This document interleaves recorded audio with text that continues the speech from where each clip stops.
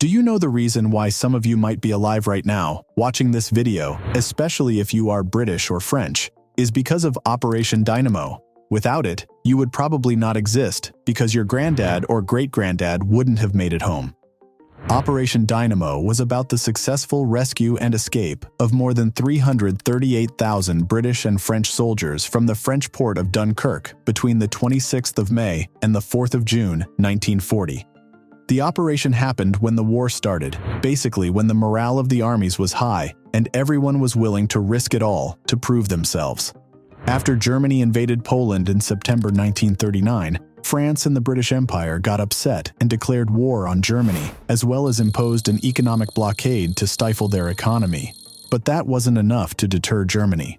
Instead, Germany focused their army on France. France felt the heat. The country needed help defending itself against the Germans, so the British decided to help and sent the British Expeditionary Force to France. But once again, that didn't stop the Germans.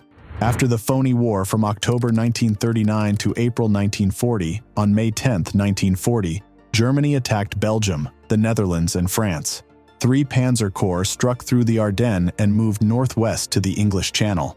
By May 21st, German troops had surrounded the British Expeditionary Force, the rest of the Belgian forces, and 3 French field armies along the northern coast of France.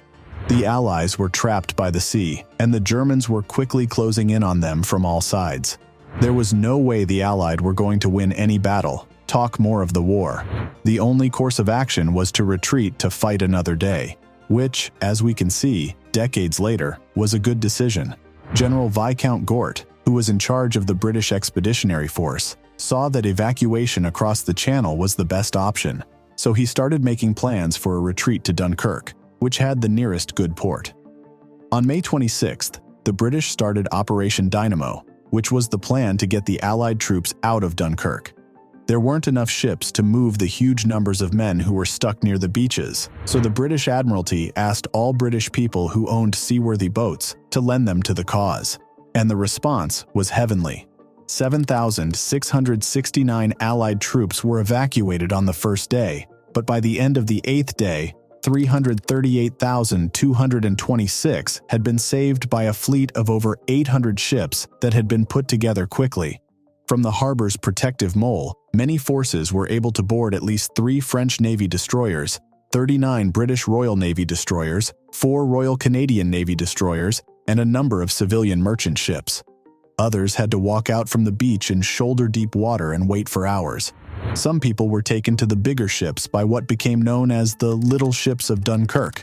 That was how what would have been a catastrophe was averted.